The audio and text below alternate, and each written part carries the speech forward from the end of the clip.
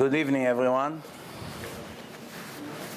I want to remind you that we are only here this week and next week until the end of the month. That's it. Then we have to move to another shul somewhere here in Flatbush. I don't have a... We can stay here, talk to them. No, we have to move out of here. So. Okay, leave it to me for tomorrow. KGB. Leave it to me for tomorrow, I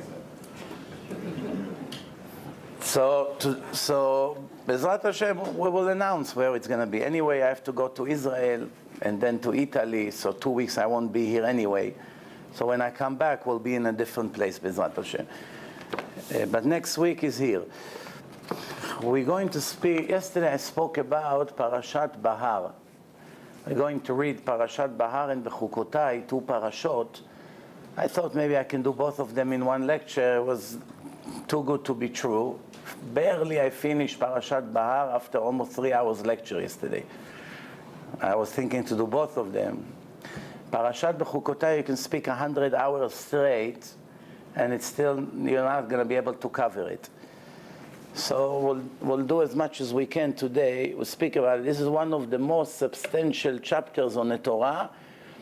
It's a very, very strict chapter.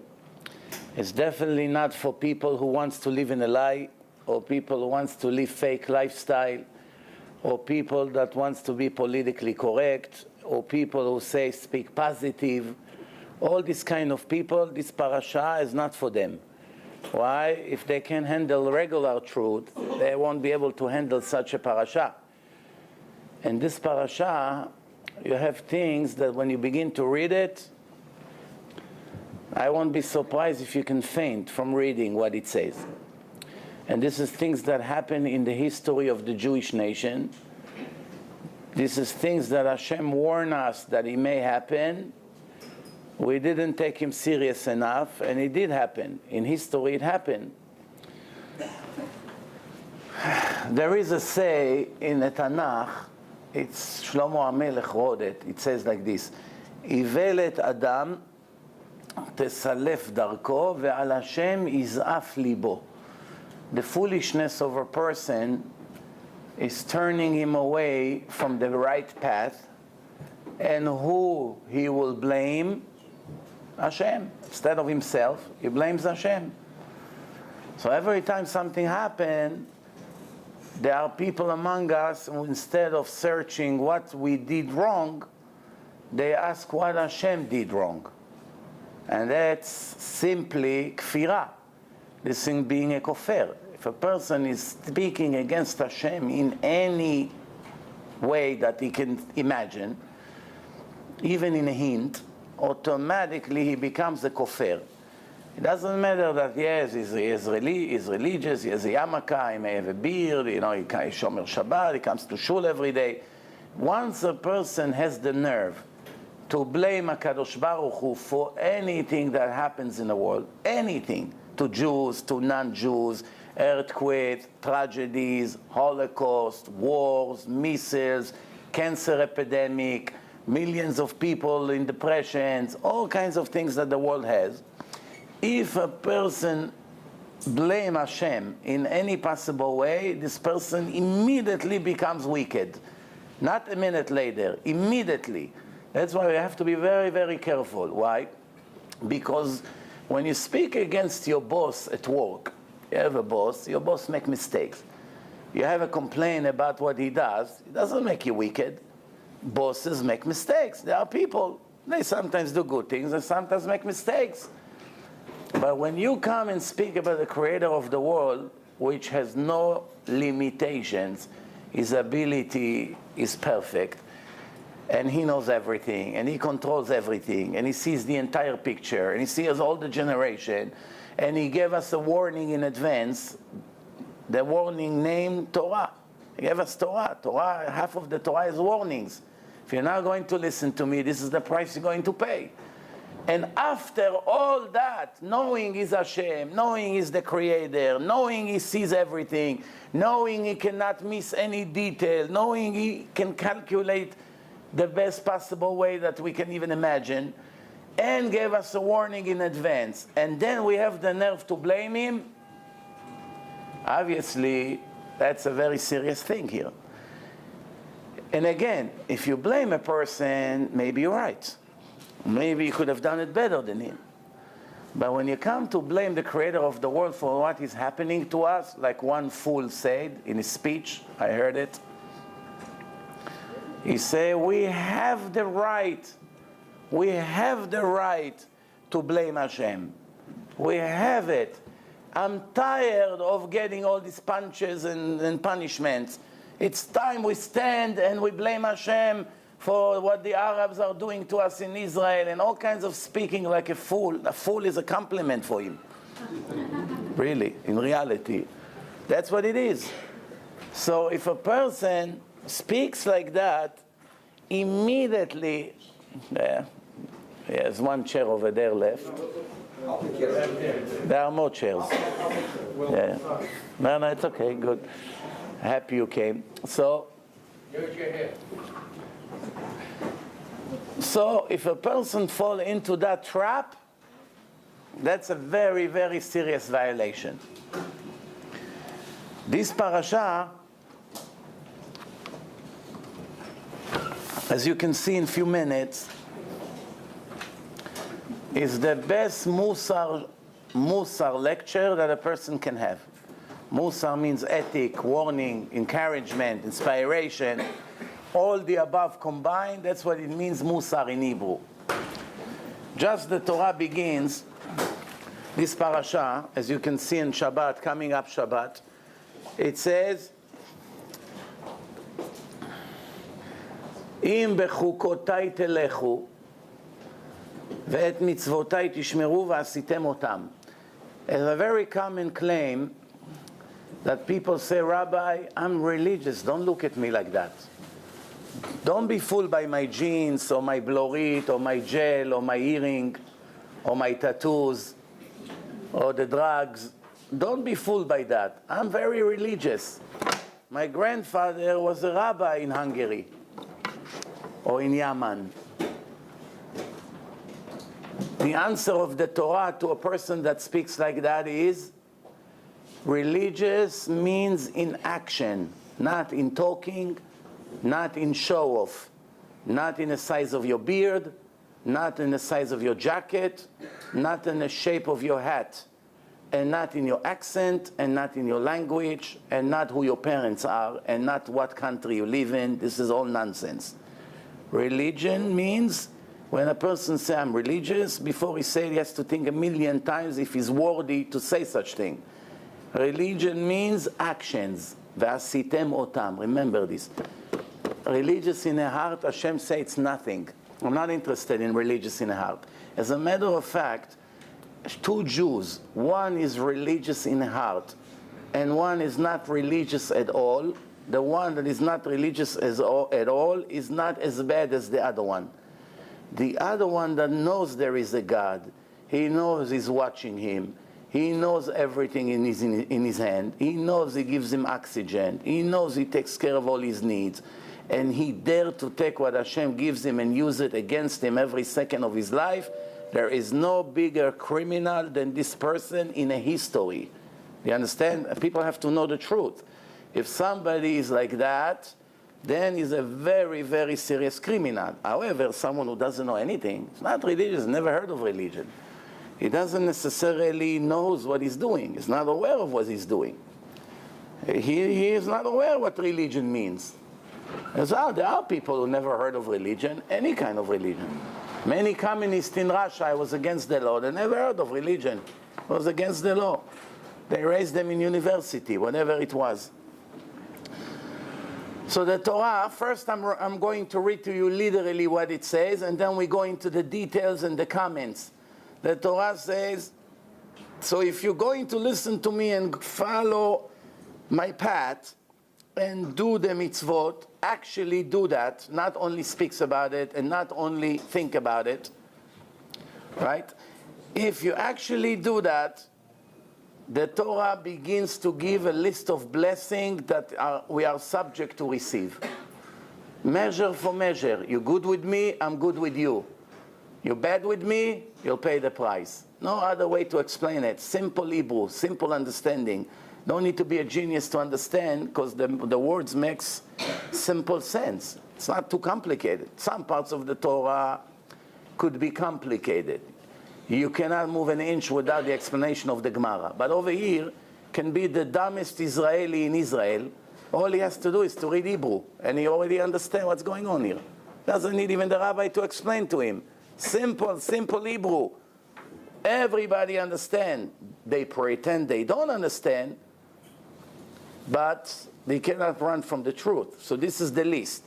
I'm going to give you a lot of rain. Israel, the rain in Israel is not like in New York or in South America, that it's raining all the time, or in Miami, every few hours from the humidity you have rain. No.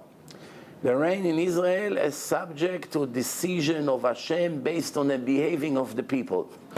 How much they learn Torah, how much Lashon Hara they speak, how much charity they give, how much they pray, how much they cry, how they behave, the people, that determine the amount of rain that will fall in Israel. So rain is a part of reward and punishment system of Hashem. Next thing, Venatna Haaretz Yevula. The land will be very productive. Lots of fruits, vegetables, grow, quantity and quality. Big, nice, fresh. The worms doesn't touch it. Complete. Nothing gets rotten. Everything in life is timing, as you all know. Especially if you're in a stock market, you know, matter of seconds can put you up and make you rich for the rest of your life, or can destroy you financially for the next 20 years. Seconds. Seconds. You hit the button now, or you hit it 10 seconds later, your life will never be the same. So it's all about timing. You cross the street. 1 second earlier, you're dead. 1 second later, you're alive. The situations in life that the timing was mamash matters of seconds. Literally seconds. Between life and death, between wealth and poverty, between health or horrible diseases. All kinds of things like that.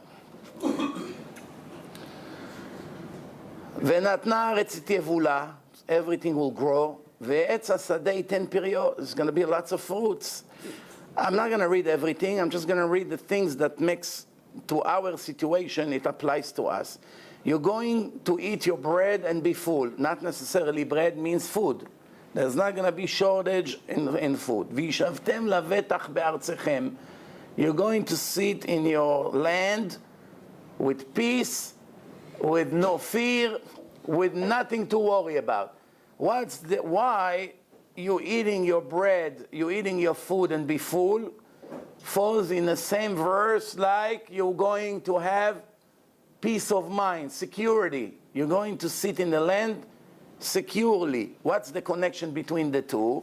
Because usually when a person has parnasa in Israel, he has no reason to leave Israel. In other countries, people can have parnasa and they still don't like it. They want to move out. Terrorism, problem, anti-Semitism, pogroms. Like, look at the Jews in France. Many of them very wealthy. Their life is a nightmare over there, with all the Arabs and the terrorism and what's going on. So a lot of them already moved to Israel. But someone in Israel is very wealthy. What reason he has to leave Israel? Besides Parnasa issue, mainly, you know, you live, all your brothers, all your sisters, synagogues, yeshivot, shul, holy land, mitzvah every second to walk there. What reasons you have? So the answer is, if you have enough parnasa, you're not going to live in exile.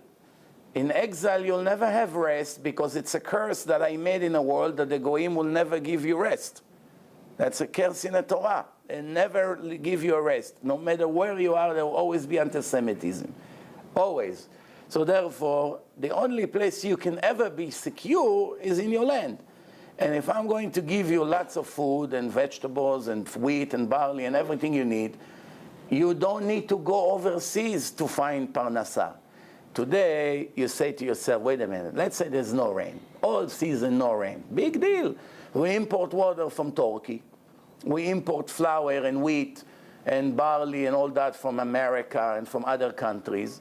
We can still live very, very wonderful life in Israel, as long as we have high tech, as long as we sell weapons to the whole world, as long as we sell diamonds. You know, it's not so bad. It's a big deal, so we don't have so much rain. So we import 1,000,000 bags of flour. It'll be enough.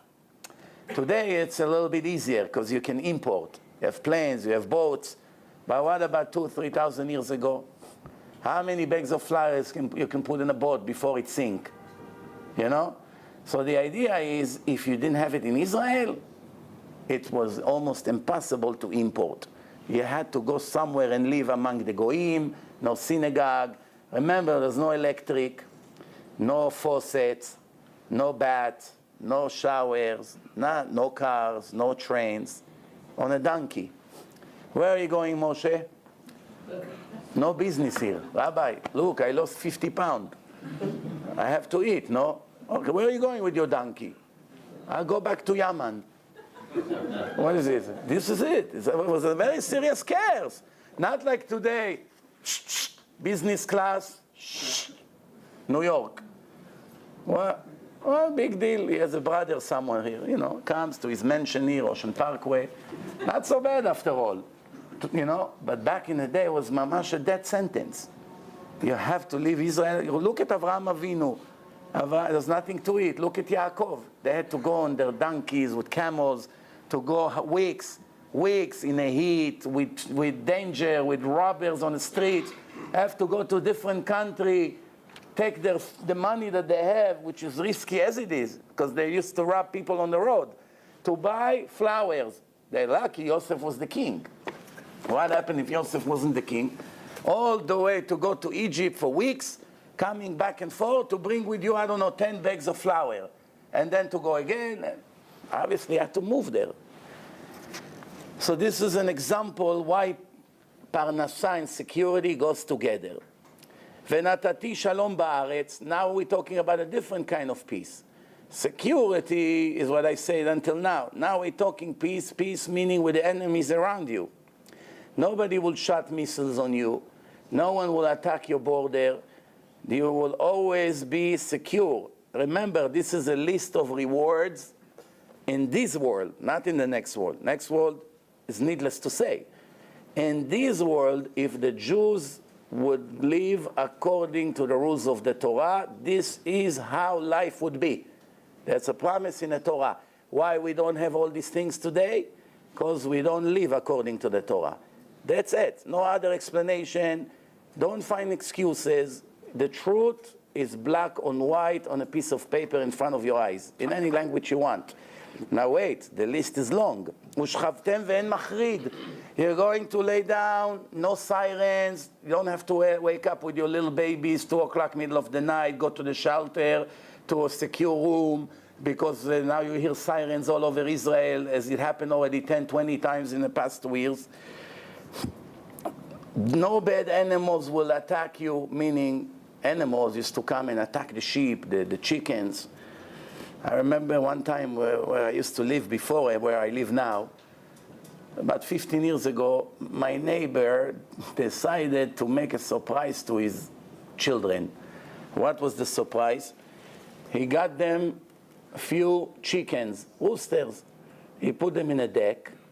Deck, you know, it's protected. He put them in a deck, and he brought them in the evening when he finished work. The kids were already sleeping. He wanted the kids to get up in the morning, and they see they have little chickens on a deck. But he didn't know that Muncie have sometimes foxes. Muncie has real foxes. In Brooklyn, there are people foxes. You have a fox come, Fonzie, another attack. Everybody gets wiped out. Manhattan, Madoff, and all the rest. So, Shu'alim. But in Muncie, you have real foxes and bears. And the fox came to the 2nd floor. The deck is very, very high. Went all the way up. By the morning, the deck was all painted red with design of white feathers all over.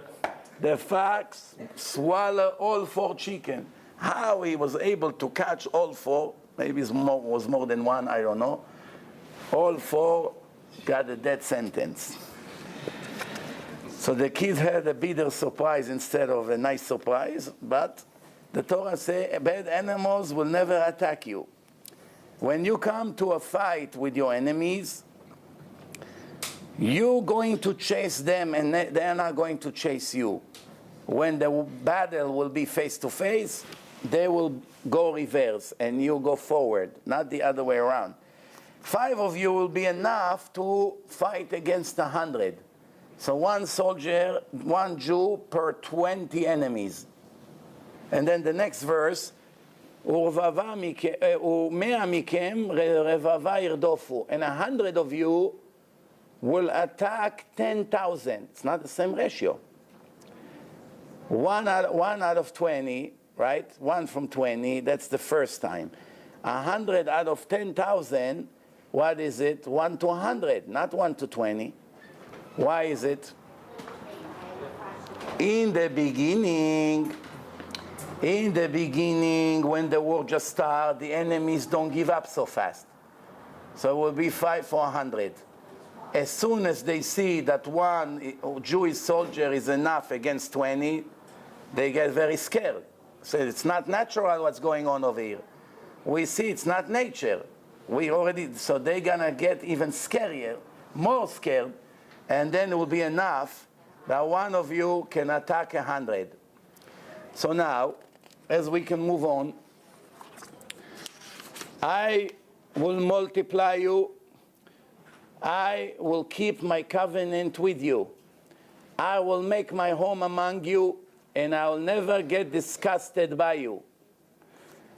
I will walk among you. I will be your God, and you be my nation. So you see that all of this is conditional. Most of the Jews take it for granted. Can you tell her to be quiet? So everything here, it's conditional. You be my nation and I'll be your God. That's only if you listen to me and follow my laws. I am your God that took you out of Egypt. I released you from slavery. I walked you to freedom. Now comes the list. If you are not going to listen to me and not going to keep all my mitzvot, if you're going to be tired of my mitzvot, if you're going to be disgusted from my Torah, and you will annul the covenant that I made with you, it's very, very clear, the language, I will do the same to you. I will do the same to you. I will bring fear on you. You'll be very, very fearful from what all these enemies around you. Behala, a mess. It's a big balagan, big mess. Everyone, it's such a mess that nobody knows who's against who. I will bring sicknesses, the shachefet ve'etakadachat. Shachefet and kadachat, when the Torah was given to us, they didn't exist in the world. When did they come to the world? 130 years ago, when the first Zionist Jews, actually the first Jews that came to Israel were Hasidish. Yoel Moshe Salomon and his friends, Zerach Baranet, all Ashkenazi Hasidim. In Israel today, the biggest hypocrisy, the ignorance of the Israelis is screaming all the way up to heaven. When they see a Hasidish Jew, or Haredi, not necessarily Hasidish, they say to him, parasite, go to work, go to the army. Why do we need you religious people over here? But in reality, they're only living in Israel and breathing and eating in Israel thanks to the Haredim Jews who came to Israel in 1880 and bought all the lands from the Arabs because it was all swamps. They dried everything out and they started Petach Tikva, Rosh Pina, Rishon LeZion. They made cities in Israel. Without these Ashkenazi Jews that came from Israel, you would not have Israel today. This is the opposite world. Instead of saying to them, you are the kings of the land. Why? Without you, we would not be here. I would still be in Morocco, and he will be in Yemen, and she would be in Iran, and he will be in Poland, and in Russia. The only reason we came here is thanks to you. You were brave. You left your comfortable life in Europe. You came to a place of malaria and shachefet, and they were dying. People used to get it. Was infected. They get an infection, and they used to die. The eyes were tearing, and people, they put cold ice as much as they could on their head, and they were dying. The Jews were dying. It was a horrible situation because of all the mosquitoes and the swamps. This is what the Torah says. The Torah says there will be time in history, these diseases did not exist in the time of the Torah. I will bring to you the shachefet ve'et hakadachat, and the Torah describes what's the symptom of that. It says that it's tearing the eyes. You cannot even open your eyes from how they burn. Umedivot nafesh, until they take the soul out. This is the Torah describes exactly what happened. When this has happened, as soon as the communists started to arrive to Israel, when they saw already the few cities that the religious people made, all the wicked people started to come from Russia and Poland. People who did not believe in God, people who hated Torah, people who admire communism. They came to Israel, took over Israel, put these Hasidim and religious people quietly in a corner and said, sit here and be quiet. We own the land right now. All these wicked Mechalelei Shabbat. And they came to Israel and they made Israel a second Russia. They brought the Russian Goyish songs. They made Istadrut, meaning you want to get a job, you need a red card. You cannot get a job unless if you have a communist red card. And when they later, the Yemenites and other Jews came, they forced them to work on Shabbat. You want to get a red card? Without it, you can never get a job. No one would hire you. It's a union. You cannot get a job. Saadia came from Yemen with 13 kids. No food, no nothing. They just bought him. No, he arrived. Some of them came on donkeys. My grandfather and my grandmother came from Iraq on a donkey all the way to Israel. There was no airplanes like today, 90 or 100 years ago. That's how it was. They started to come. Jews came from all over, through Turkey, through Egypt, through Yemen, through all these places. They arrived to Israel, and they said to them, you want to get a job? We'll help you. We'll send you to the kibbutz, to the moshav to work, but you have to first fill up the information, and you have to get a red card, and you have to go to the work there on Shabbat, 9 o'clock in the morning. You have to be over there in the field, and you have to work. Now remember, this is Yemenite. In case you didn't know, in the history of Yemen, there was never one Mechalel Shabbat Jew until today. From the minute Jews went to Yemen, for over 2,500 years. All the other countries, there were Jews that are not Shomer Shabbos, all of them. There's one country, the Jews never ever violated Shabbat until today. The few Yemenites who still left there, they're still all of them Shomer Shabbos.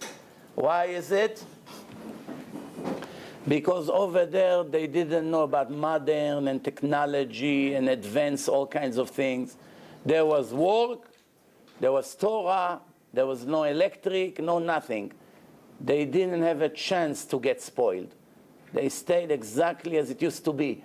So now when they came to Israel, they told him, you want to find a job, you have to come on Shabbat. So what do you mean Shabbat? Shabbat, how can we work on Shabbat? They said to him, relax, Saadia, the Mashiach already arrived. Don't you see you in Israel already? You just kissed the land when you came, no? Don't you know the Tanakh said the Jews would only come to Israel when Mashiach arrived? The salvation began.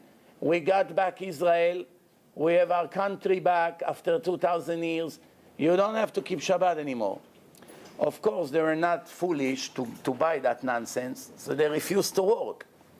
But how many weeks you can be without a job? You have 13 kids to feed. You want to get a job, you can't get a job. It's Russia now, little Russia. So one Shabbat, he didn't go to work. Second Shabbat, he didn't go to work. By the third Shabbat, his children will die. It's pikuach nefesh. He doesn't know what to eat. It's nothing to eat. He can't find a job. They forced them to work on Shabbat, and they made all the religious Jews, one after the other, like goyim. They forced them to be like that. 2 generations later, their grandchildren in Israel, 90% of them are complete secular, and some of them hate religion. It happened not only to the Yemenite, it happened to the Moroccans and to the Persians and to some Iraqis. By the Iraqis and the Persians, they didn't wait until they come to Israel to destroy them. They went all the way to Iraq and to Iran, and they opened a Zionist communist school, boys and girls together, when all the Iraqi Jews were religious, and all the Persian Jews 100 years ago almost were religious. They made schools over there, they offer incentive, they offer all kinds of things. Slowly, a lot of the Jews started to go to secular schools, living the yeshivot of Baghdad in the time of the Ben Ish Chai, and after, Alliance, that was the school, Alliance, until today you have in Israel. Their schools are still exist 100 years later. And they started to make them anti-religion before they even arrived to Israel. That's why you have Iraqi Jews, there are already 6 generations in a row not Shomer Shabbos. When did you find by the Sfaradim such thing? Only by certain places, Bulgaria, Iraq, a little bit in Iran. You see the difference right away. By the Ashkenazim, when you meet an Ashkenazi Jew, you can divide it to 2 categories. You have the Ashkenazim that as soon as you begin to talk to them Divrei Torah, they're pure neshama, even though they're secular. They wake up, sometimes you see tears in their eyes. Doesn't matter, it can be from the kibbutz, can be from Tel Aviv, completely far away from Hashem. But as soon as he hears it, he wakes up like a torch. And it's very easy to make him religious. All you have to do is to show him that the Torah is real and that's what needs to be done, and right away he's with you. Then you have the other kind. You can beg him a year straight. Show him one proof after the other, is talking to the wall. How come? The answer is, it's all depend how much zchut avot they have. If they only disconnected 1 or 2 generations from Hashem, it's still not a permanent damage. You can still revive them. Why? His grandfather was a big rabbi in Hungary. I one time gave a lecture in Great Neck to 200 people in a big house in Great Neck. And in that lecture, it was the controller of New York State, meaning all the financial of New York State is under his signature. Hundreds of millions of dollars is his decision.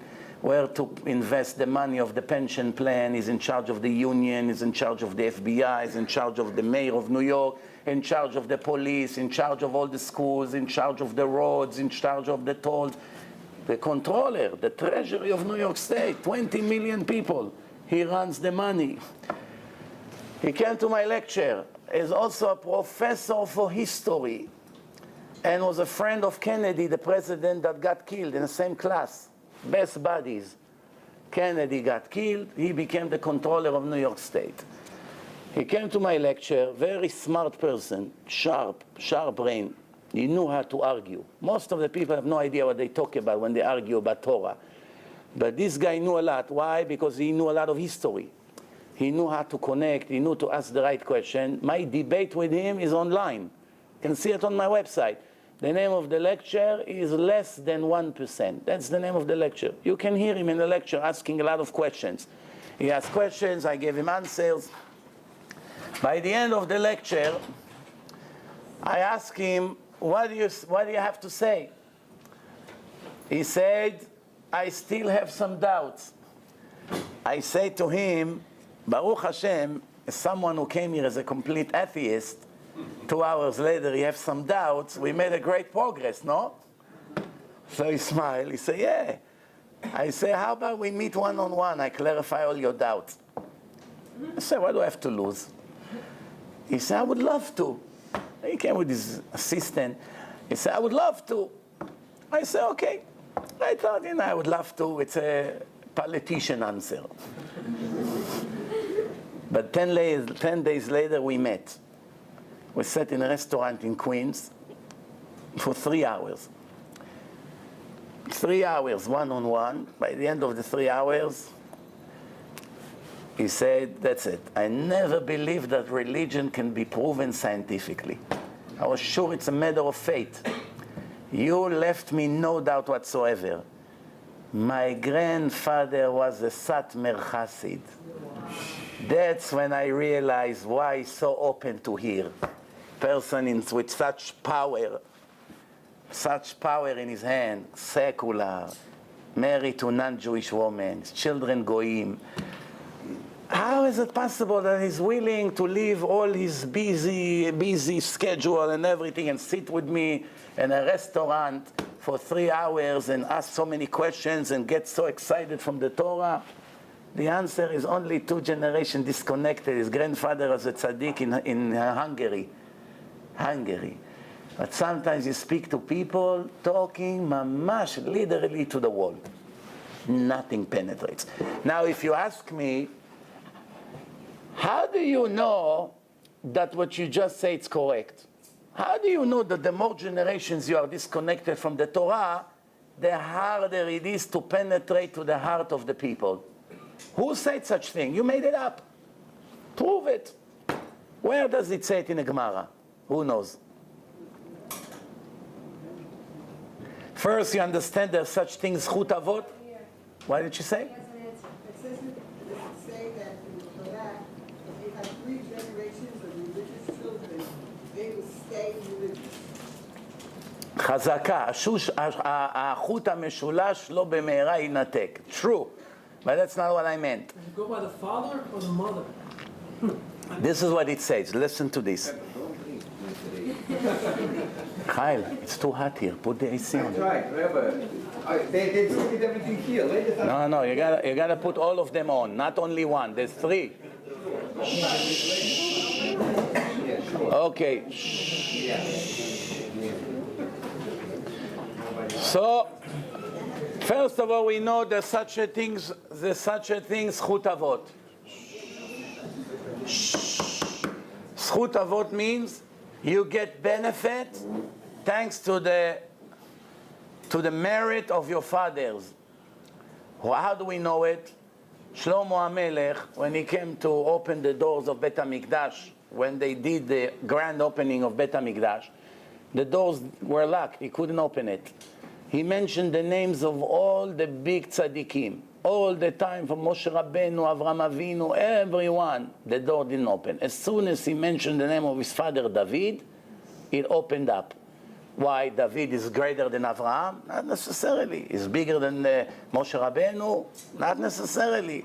So why by Moshe it didn't open, by Aaron it didn't open, by Avraham Avinu, by Yaakov Avinu, by Yosef HaTzadik it didn't open?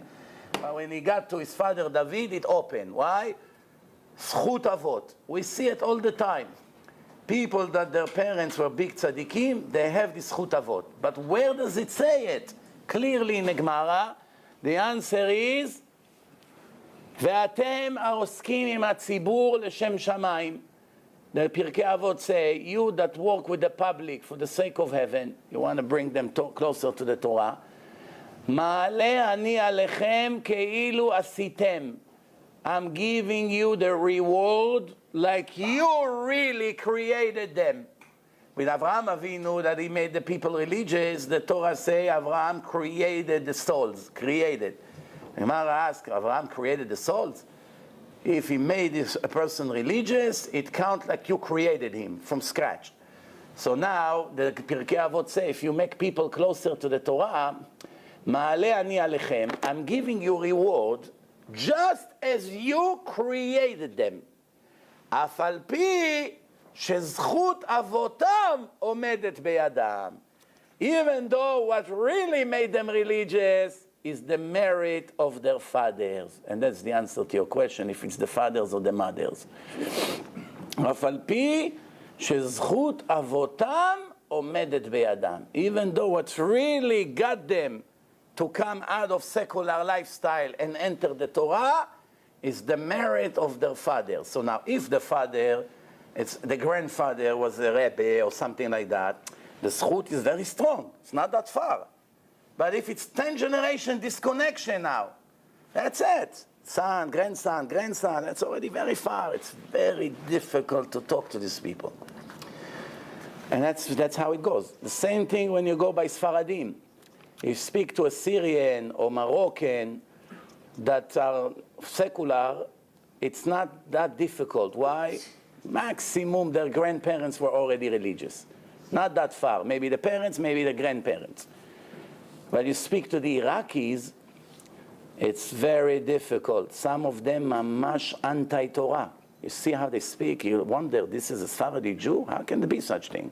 The answer is nothing to do with Sephardi Ashkenazi. It's only matter how many generations this particular person is disconnected from what the city where he came from. Because Jews are all diamonds, regardless if they're from Europe or from Arab countries. There's really no difference. The problem is how dirty is the diamond. Has a little bit stain on it, or it's already a thick mud. With a little dirt, you can still see it shining. With lots of thick mud, you don't even pick it up from the floor. So the Torah continue. The Torah say, if you're not going to listen to me, you get disgusted from my Torah, I will do the same thing to you. I'll bring those sicknesses. You will plant the trees and all the seeds in the ground, and your enemies will take over.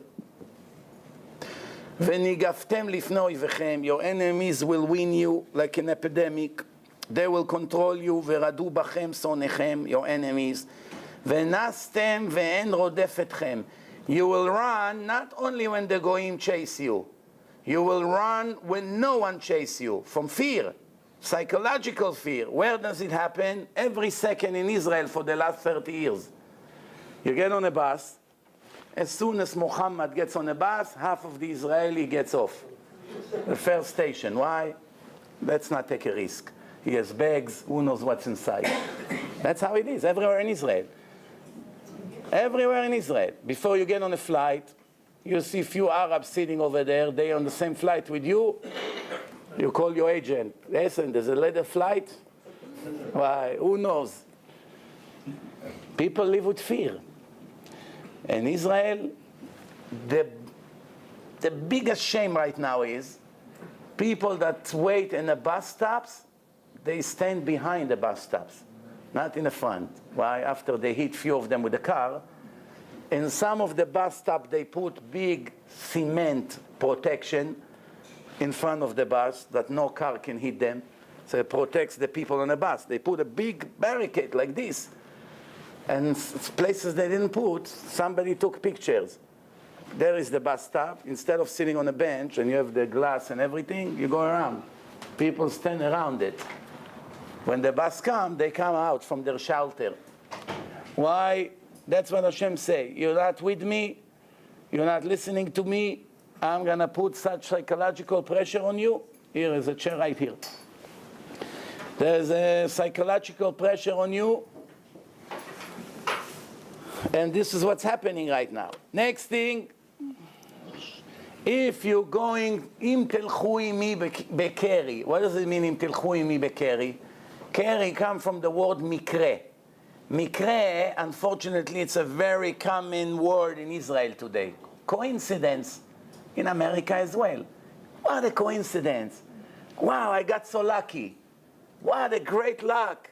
It's my day today. All kinds of expressions like this that remove Hashem out of the equation. You know, it's everything coincidence. I got lucky. Look what I found. No, my friend. There's no such thing. I got lucky. There's no such thing. Coincidence. The word coincidence is against the law. There's no such word. You have to take it out of the English and the Hebrew language.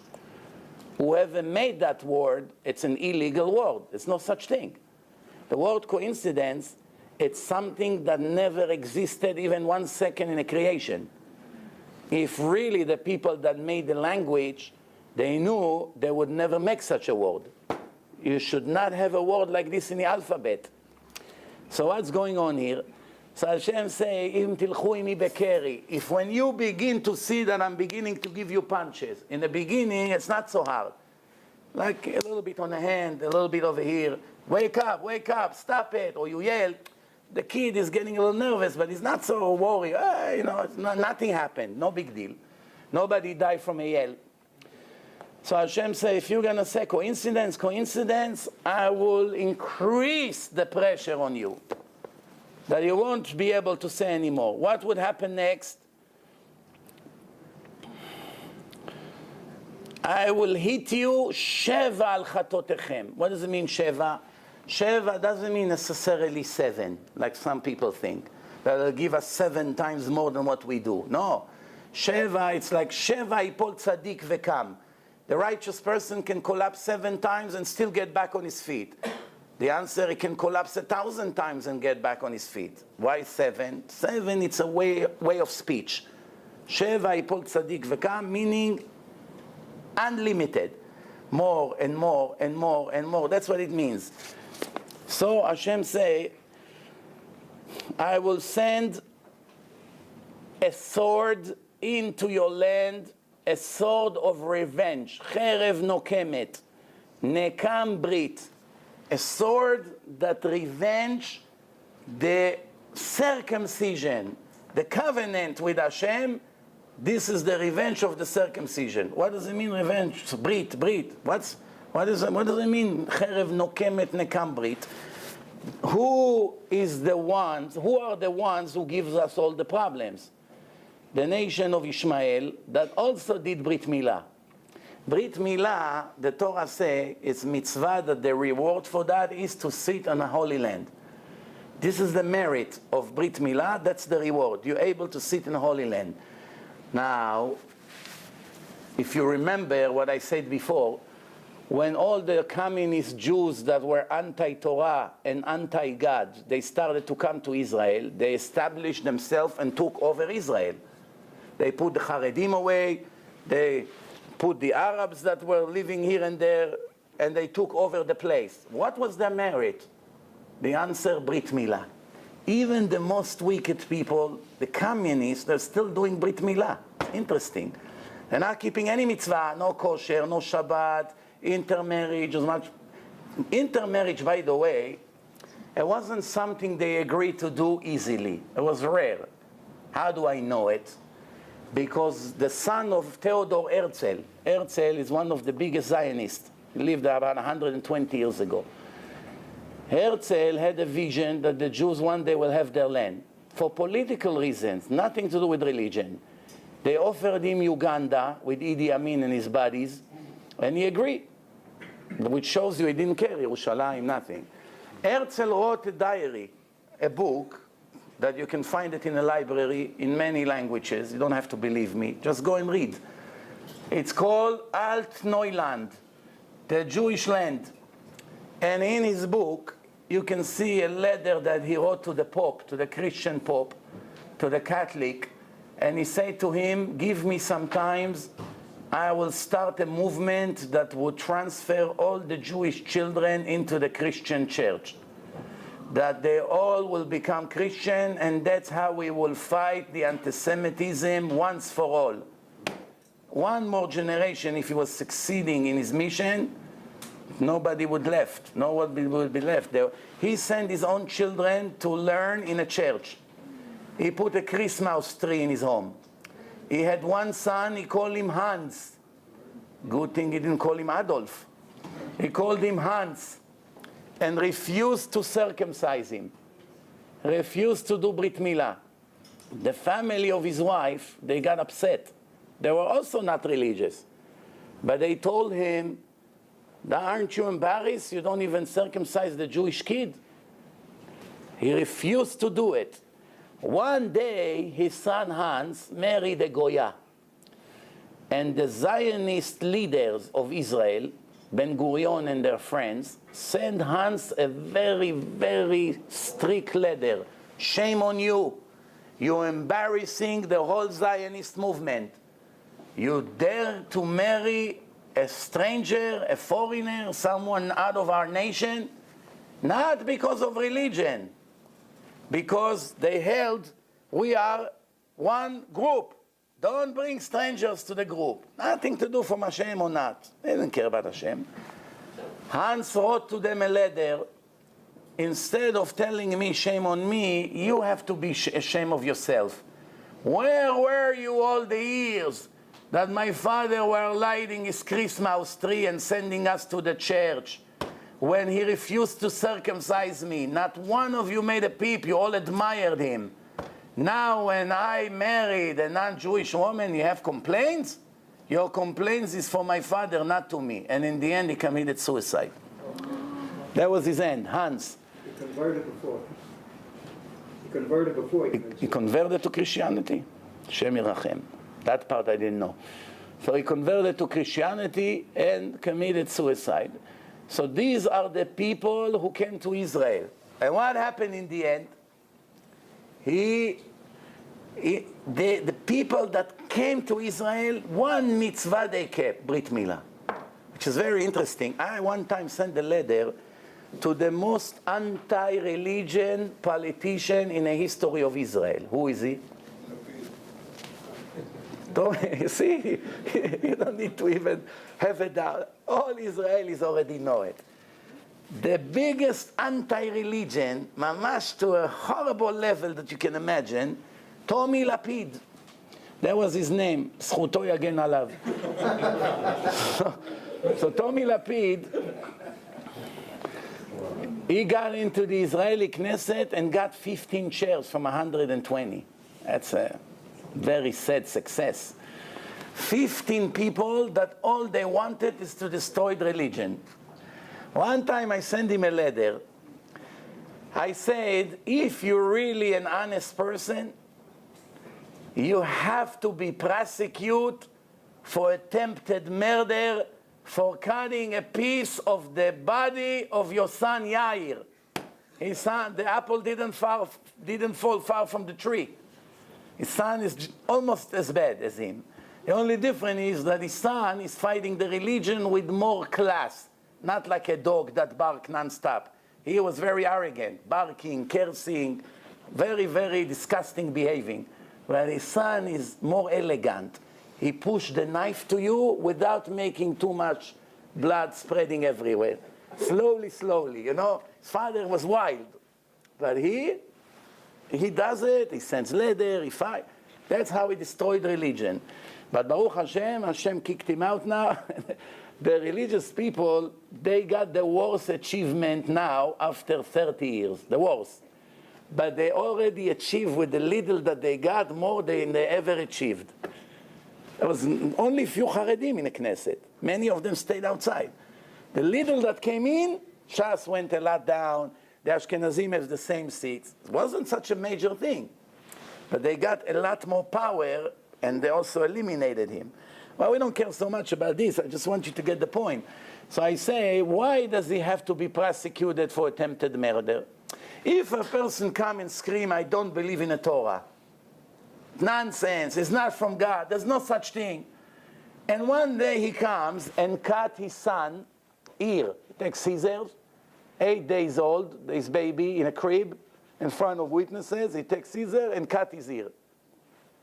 And the baby screaming, blood over there. And he smiled and said, wow, what a great moment. What would happen to him? Either jail for 20 years or psychiatric institution for 20 years. One of the two, you agree? Yes. So what is the difference of cutting a piece from the ear or cutting a piece where they cut in Brit Milah? What's the difference? Either way, it's a piece from the body, it's bleeding, it's actually supposedly damaging the body, no? What gave him permission to cut a piece from his son when he declared that the Torah is not divine? Therefore, you don't have permission to cut any piece from an innocent baby's body. Only reason we do it is for religion. You deny religion, you're a murderer. Of course, I didn't get an answer. Don't expect to get an answer, but the point was made. So they had the mitzvah of Brit Milah. This is what Hashem said. Who is going to take revenge on you, against you? The ones who also do Brit Milah. Who? The Arabs. Brit nokemet nekam Brit. But what's the difference between the Brit that the Jews made and the Brit that the Arabs do? What's the difference? The answer is, the Gemara say, mal velo para ki'ilu lo mal. If a person made Brit Milah and he doesn't do the second part, which is called Priya, it's considered like you didn't do Brit Milah. The Arabs, since they do Brit Milah, not anymore. Back in the days, they used to do when they were 13. You know, after Ishmael, because Ishmael, their father, was 13 when Abraham circumcised him. So they follow Ishmael. But today they do it in hospitals like the Christians. But back in the day, they used to do it like that. But when you're 13, you cannot do Priya anymore. Only when you're a little baby. So therefore, the circumcision of the Arabs is incomplete. The Zohar, the Holy Zohar says, the minister of Ishmael came to Hashem and said, it's not fair. You gave a piece of the Holy Land to your children from Yaakov, but you do not give a piece of the land to the children of Ishmael. Since the children of Ishmael anyway doesn't have a share to the next world, and they did Brit Milah, something you have to give them over here. And Hashem gave them a piece from the land, which means they're sitting there. You cannot get rid of them, not the United Nations, and not Obama, and not two states, and not wars, and not nothing can change the situation until Mashiach comes. When Mashiach comes, that's their end. But until Mashiach comes, there's nothing you can do. And this fear would continue, and all politicians wasting their time and money. So then the next thing Hashem says, when I throw you out of your land, the land will refuse to give any production. No trees, no vegetables, nothing can grow in Israel when my children does not live. I kick them out of the land. After the Jews were kicked by the Romans 2,000 years ago and they went to exile, there was a Jewish person, his name was Yosef ben Matityahu, who changed his name. He was another liberal. He changed his name to Josephus Flavius. Like today you have Yosef Cohen, he became Matthew Katz. You know why? He doesn't want the word Cohen. They know I'm Jewish. So Matthew, Matityahu became Matthew. Fine. So what happened? This Josephus Flavius described in his diary the days before the destruction of the temple and the Jews goes to the exile. He described it. And then 10, 20 years later, after the Jews already left, the difference in Israel from before and after. Before, he described the markets are full of big dates and huge fruits, and honey is dripping from the fruits, the land of milk and honey. And after the Jews left, he described the markets as empty, nothing to eat, no fruits, no nothing. Mark Twain, another anti-Semite goy, author of the books Huckleberry Finn and Tom Sawyer, very famous author, went to Israel 120 years ago on a journey. He writes in his book, all the way from the south to the north, I couldn't find one tree. Not even the sabra, the tree with the thorns, and the olive trees that can grow on rocks. On rocks. They don't need soft land, no water, no nothing. They grow anyway. Even those I can't find. What happened to the Holy Land? This Mark Twain wrote. Why is God so angry on the land? The Ramban, 750 years ago, came to Israel also after he had a debate with the priest over there and won the debate. They told the Ramban, if you would not leave tonight, tomorrow you won't be able to leave. They're planning to kill you from the embarrassment you gave it to them. The Ramban was lucky there was no Facebook yet. No YouTube. By then it will be too late. That night they'll kill him. But it took time until the word came out. So he had time to escape and he came to Yerushalayim. When he came to Eretz Israel, he saw that it's all desert and swamp, there's nothing. He wrote in his book, he said, I arrived to Eretz Israel and there's nothing growing here. We see the anger and the curse of God in front of our eyes. But in the curse, there is a positive point. That we know our Torah is true and divine. That the land refused to grow any trees or fruit to our enemies. The land of Israel only grow fruits and vegetables for Jews only. When the Jews sit in Israel, the land is blessed. When they left Israel, everything died. One time, I said it in a lecture 18 years ago. And there was the champion of the United States in karate, which is one of my first Bali Tshuva, back in the days. He gave me a piece with a satellite picture. The next time when he saw me, he said he laminated it. I still have it in my drawer. 18 years later, a satellite picture from before and after the peace agreement with Egypt. Before we gave Egypt all the south and the desert and Yamit and all these beautiful places, you can see from the satellite all green, everything green, and then from there to Egypt, all desert.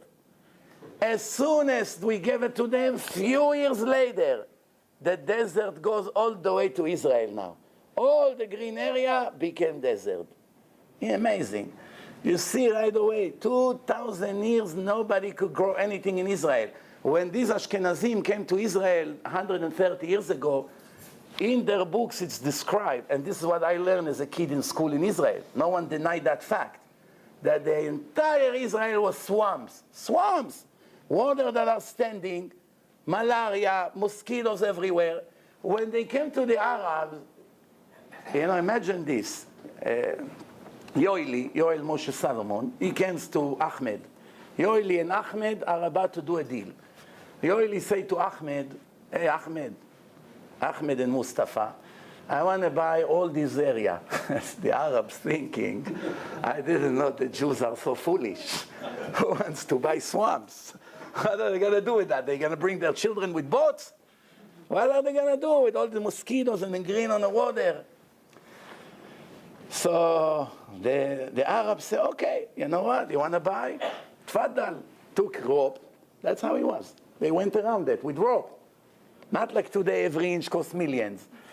He goes with a rope around. They measure it, $1,000. Collected money. Right away. They gave him the money. They buy it. The pieces that they bought from them today worth billions of dollars. Every square in Tel Aviv, $100 million and up. Israel is becoming the most expensive country in real estate now in the world. There are 20 neighborhoods in Israel. The prices over there are the highest in the world. The highest. There are apartments and buildings over there and houses, $30 million, $50 million. All the rich and famous people starting to buy property in Israel. Movie stars, singers. Even Roman Abramovich, the Jew, the Russian billionaire, bought an hotel, few floors, and he's going to make it his private home, 7 floors. He's not Jew. Roman Abramovich? The best I know, the last I heard, is a very proud Jew. If you know that his mother is not Jewish, then you're right. Where he grew up? Huh? In Russia. No. What house? I saw him kissing the kotel and praying with kippah. Listen. But Obama also did that. Huh? Maybe he's not Jewish. Who cares? I just told you he bought a place. He's Huh? orphan. Orphaned? Yes. Uh-huh. He grew up in a very poor environment. He's a pure orphan. Yeah? Yes.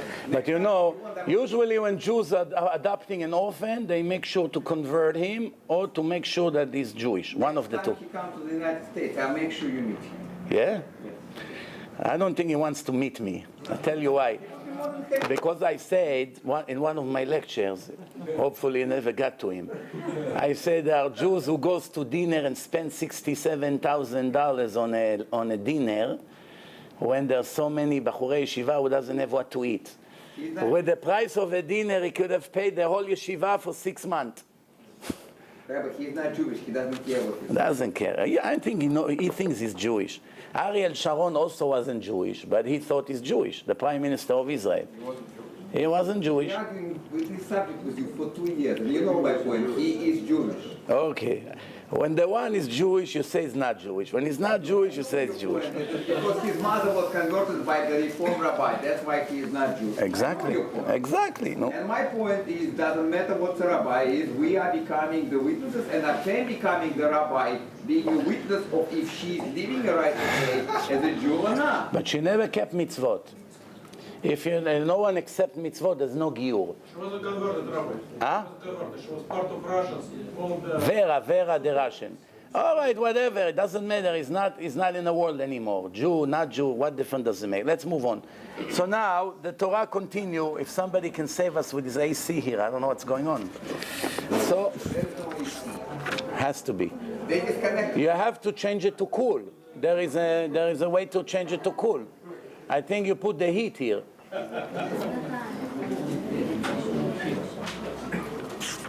Now, shh.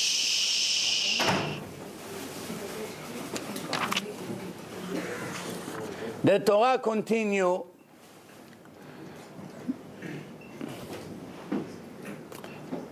After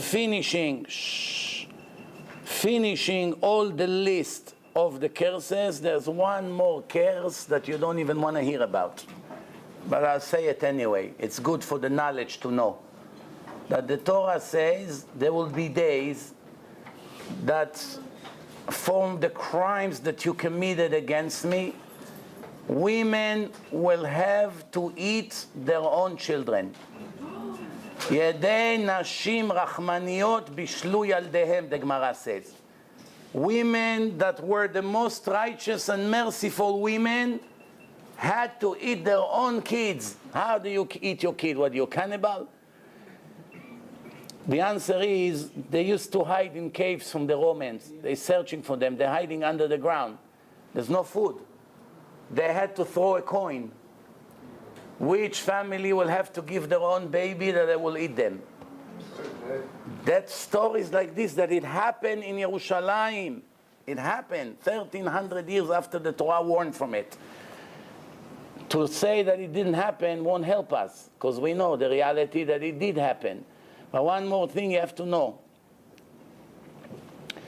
In the Holocaust, when the Nazis were making the Jews marching for 3-4 days, barefoot on the ice, walking, you know how skinny they were. Every once in a while, someone would fall and die. There are people dying on the side of the road. Sometimes they shot them, sometimes they just left them to die.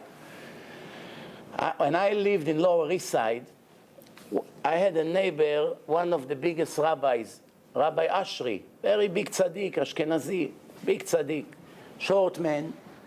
Not once I saw him picking up his head when he walked in the street of Lower East Side. All the time he was walking like this on the street, not to, God forbid, to see someone not modest. He was the rabbi in those days, in the ghetto, in the gas chambers, in all these places over there. And he has a famous book, what he had to answer to people in a time of this situation. Jews were still inside the worst situation in history. Some of them were still doing everything they can to keep the mitzvot, everything. And what happened? One person came to him and said, Rav Ashri, I want you to tell me something what to do. They have a list of 100 of our boys that are going to be killed. My son is in the list. I managed to offer a German soldier a bribe that I hid somewhere under the ground, and I can tell him where he can find it. And in return, he will take my son out of the list and put someone else instead. But I want to know if it's permitted, because if I'm going to save my son, another Jew will get killed. Can I do it? So he told him, why are you asking me such a question? He has to answer a question. Torah, it's Torah. You have to say the law. You're allowed to save your son knowing someone else will die instead?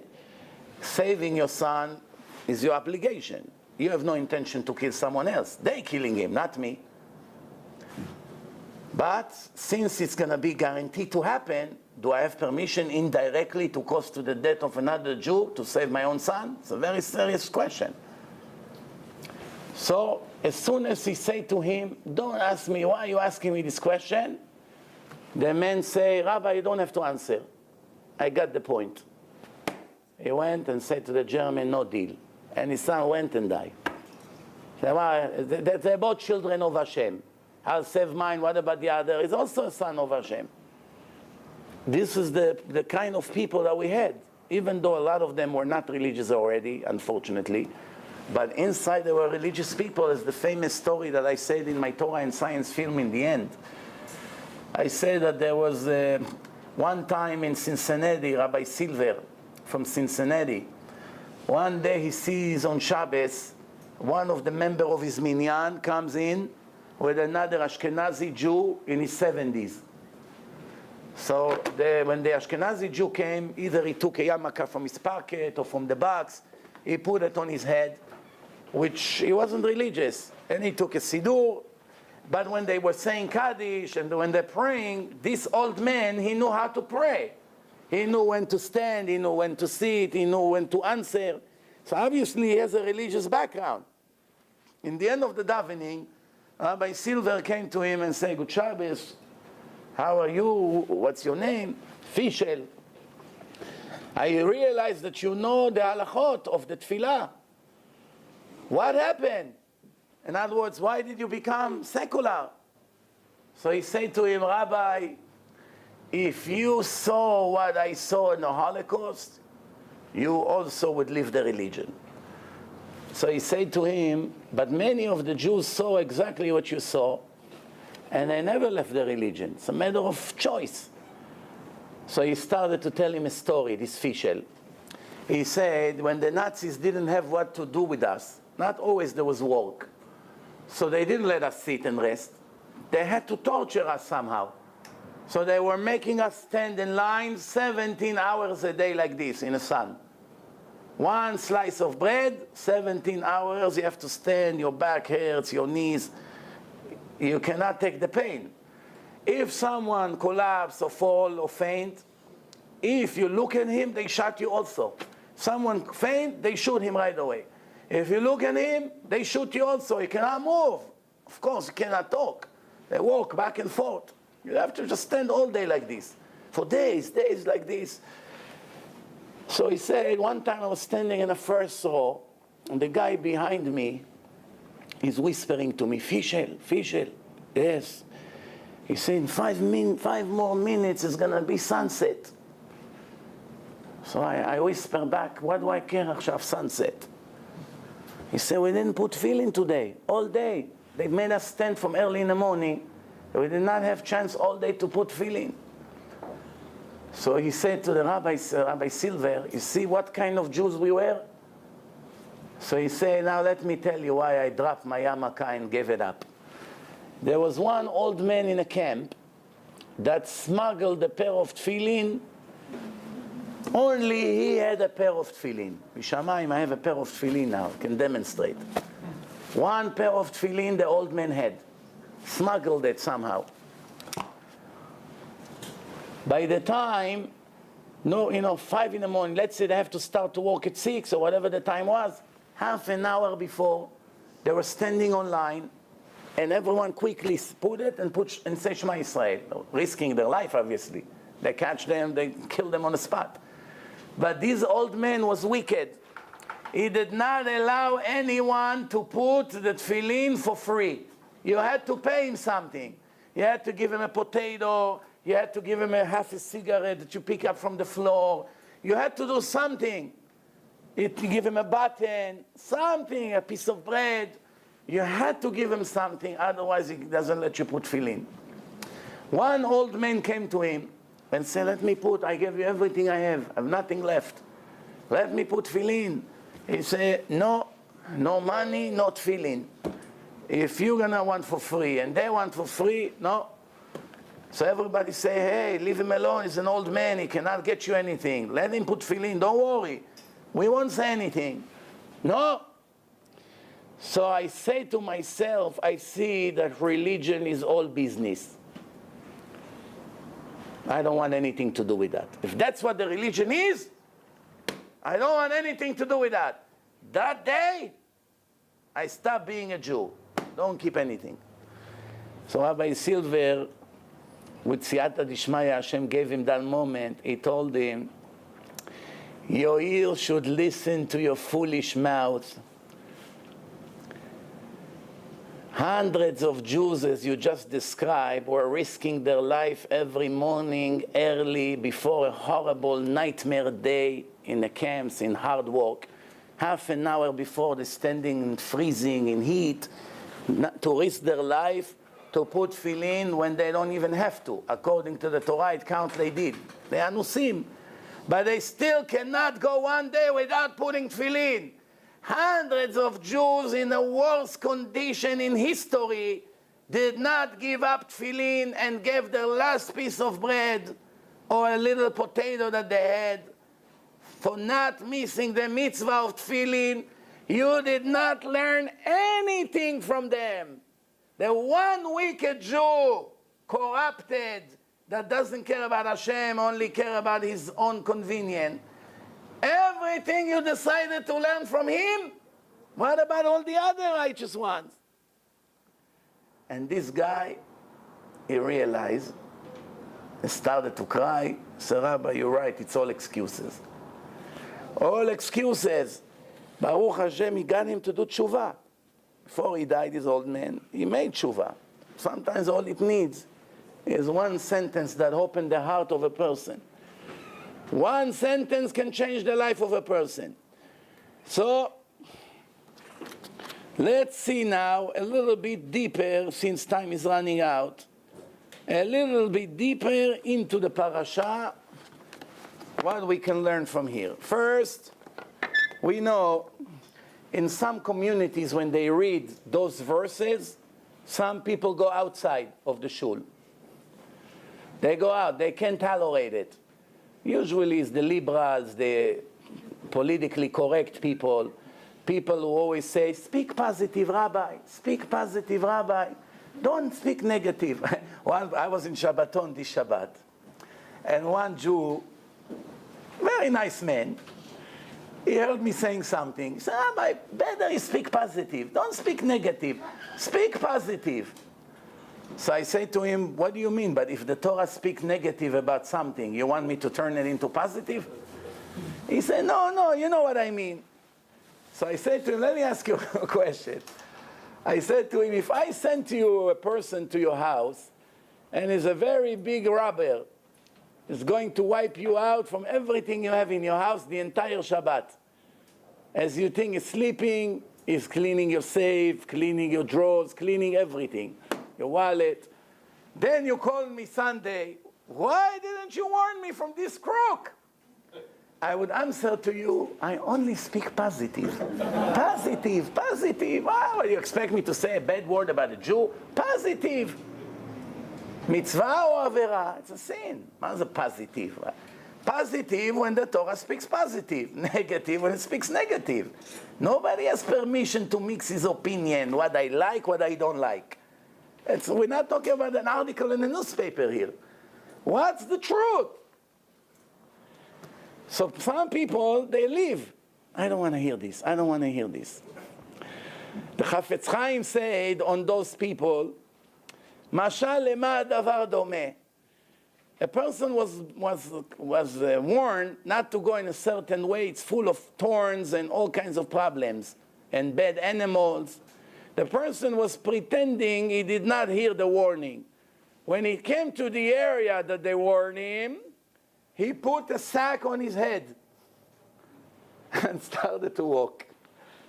So his friend told him, what are you doing? He said, I don't want all the negative that they spoke about. I don't want it. I don't want to see it. I don't want to be affected by it. So he goes with it. Is it going to change his reality? Just because you put your head inside the ground. You know, there is an ostrich. What's the name of it? Ostrich. They have this, we go in a safari. They always come to the window and they're very scary. You're always afraid they're going to get angry at you and bite your nose out. So those, they have a habit. When you attack them, when a tiger comes to attack them or something, they get nervous. They stick their head into the sand because they so nervous. And the lion comes and take care of business. Why? The problem doesn't exist. Put your head in the ground, everything will be fine. You know, I want to tell you something. In some Ashkenazi shuls in Europe, they used to take the egg of the ostrich and put it on the top of the Aron Kodesh. Who knows why? Huh? You ever heard it or no? I don't think they do it in Borough Park here. You know, there was one Rebbe on the Shabbaton, Hasidish, spoke Yiddish. I didn't understand, but someone translated to me. He told the joke, everyone was on the floor almost. He said when HaKadosh Baruch Hu created the world, he had a salt shaker with lots of Hasidim inside. So he came to a certain area, he spread some Hasidim, a little bit Lakewood, a little bit Monroe, a little bit Monsey, Mea Sha'arim. When he came to Borough Park, the cover broke. Everything spilled in Borough Park. But still,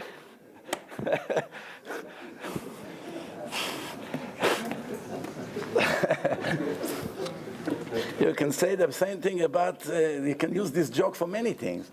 Say, he had Persians inside the salt shaker. When he came to Great Neck, it spilled. Anyway, yeah, so the egg, why the Ashkenazim put the egg on top of the Aron Kodesh? The answer is because this bird has something unique about it. When it gives birth to those eggs, the mind, the power of the mind of this bird determine the sex of the baby, male, female, what's going to come out of the egg. So they wanted to teach their daveners, the people that come to pray, how much the power of good thought when you pray with kavana, how it can change the entire power of the prayer, that when you have the right mind or when you don't have the mind. Some people robotically, they come, שורש בביתך, ידעו חסלה, שרי אדם שככה לו, שרי עם שהשם אלוקיו, ברכי נפשי את השם. Where am I? ברכי נפשי? מה, ראש חודש? I have one text messages, שמע ישראל, השם אלוקינו, השם אחד. What is this? You know, that's how they pray. Some people even answer the phone in the middle of תפילת 18. שם שפתיי תפתח ופי יגיד תהילתיך. Yes, Haman, Mustafa, I told you have to come to work on time. ברוך אתה השם מגן אברהים. by mistake he said. You come to pray, my friend, please put your mind into the prayer. So it says like this. What does it mean im? אם בחוקותיי תלכו, שתהיו עמלים בתורה. Because it said later on, ואת מצוותיי תשמרו. So it's already speaking about keeping mitzvot. So what does it mean, follow my laws? You give all your life to learn Torah as much as you can. Easy, hard, hot, cold, doesn't matter. You give your life for the Torah. Okay. The word im giving us a hint. Hint. The Torah could have used just the word Bechukotay telechu. If it's if, im it's if, but im it's aleph mem. What's special about these two letters, aleph and mem? 3 times the Jewish nation had a salvation in the last minute thanks to aleph and mem. 3 times. In Yetziat Mitzrayim, Aaron and Moshe. Aaron aleph, Moshe mem. In Persia, Esther and Mordechai. And the future to come, Eliyahu Mashiach. Eliyahu Hanavi Mashiach. If you're going to listen to me, Moshe and Aaron once will save you, Esther and Mordechai will save you, and Mashiach and Eliyahu Hanavi that will come before will save you. We have a question.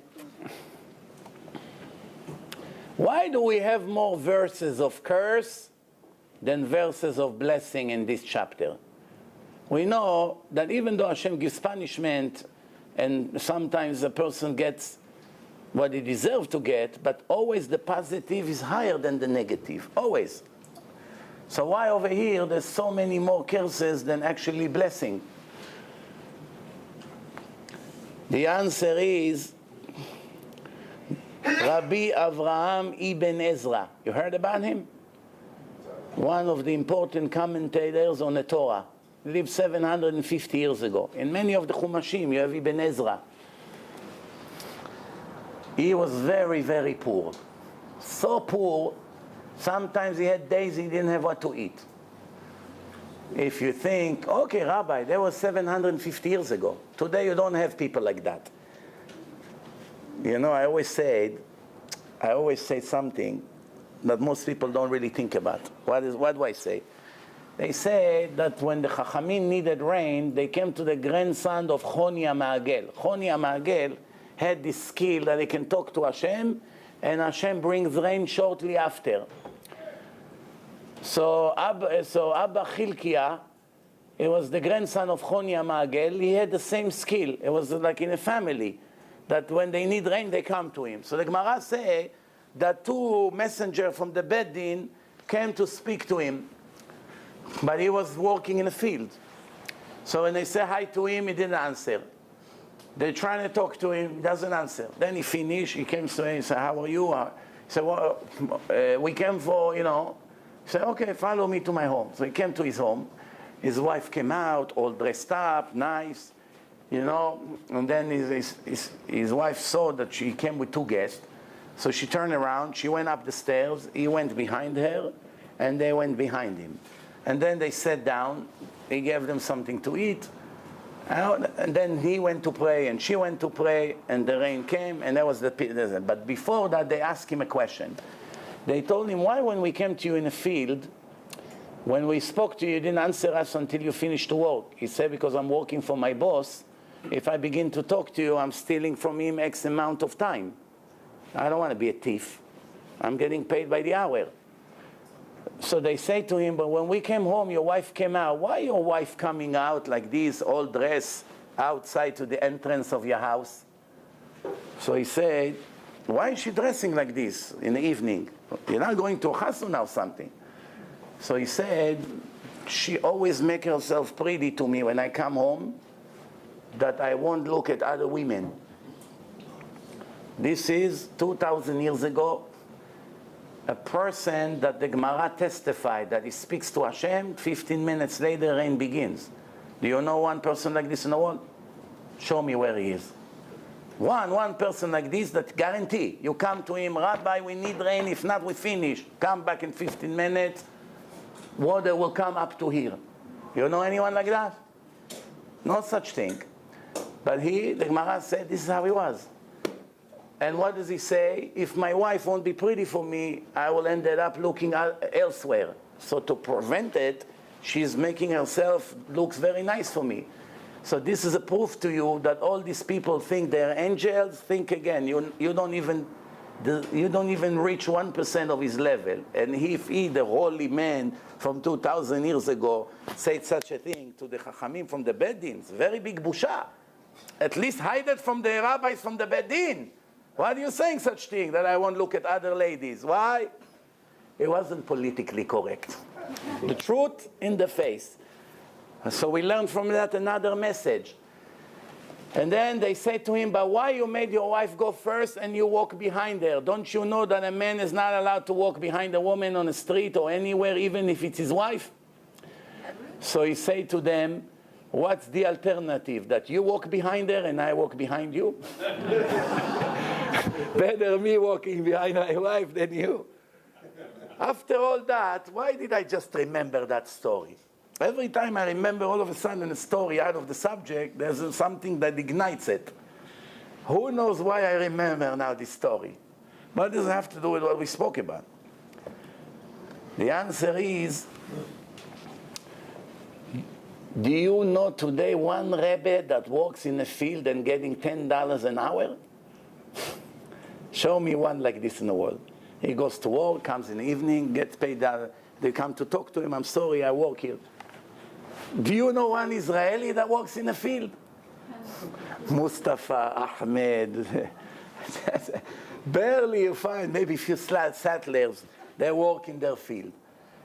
A big, giant, holy man that speaks to Hashem, the rain falls. If he had today the skills, he would make $1 trillion cash, not billions. People today pay fortune to fake babot, standing online for hours, $26, 26,000, 18,000, 100,000. Pray for my daughter, pray for my son, give me a blessing. Most of the time, nothing comes out of it. Why? It's not exactly holy as you think. He, with such skills that everyone knew about him, it's proven, could have made millions from these skills today. But he didn't want to be a liar, a thief, take advantage on people. So he went to work for $10 an hour in a field, in the sun, with a shovel. Do you understand the difference between people 2,000 years ago to what the world became today? You get an idea. So why there are more curses than blessing? The answer, it's not necessarily true. Why? Because the blessings are coming in groups. It's a general blessing. You can break it to many little ones. When he gives you the blessing, if you pay attention to the kind of blessing in the parasha, it includes a lot of good things in it. But when it came to the curses, Hashem specified it in details. Same thing, the Chachamim ask, why in the whole Torah, Judaism, prophets, Gemara, everything, there are so many descriptions how hell, Gehenom look. How the color of the fire, the name of the angels, what sin sends you here and what sin sends you there. And so many things in detail, what's the punishment of all the wicked people. But when he speaks about heaven, 2 or 3 sentences, that's it. Yoshvim tzadikim v'ne'enim miziv hashchina. The righteous people sitting in heaven with a crown to their head and enjoying the greatness of Hashem. That's it. What else do we know about heaven? We know 2 things.